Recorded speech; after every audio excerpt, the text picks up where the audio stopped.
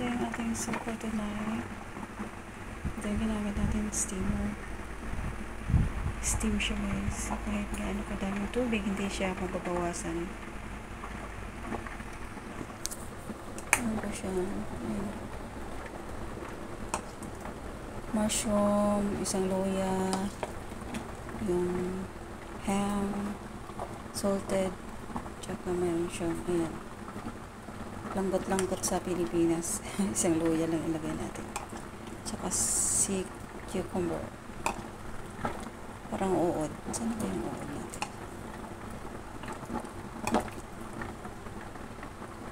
Ayan, itsura ng uod guys. Mahal yan pag binili. Ayan o. Si cucumber.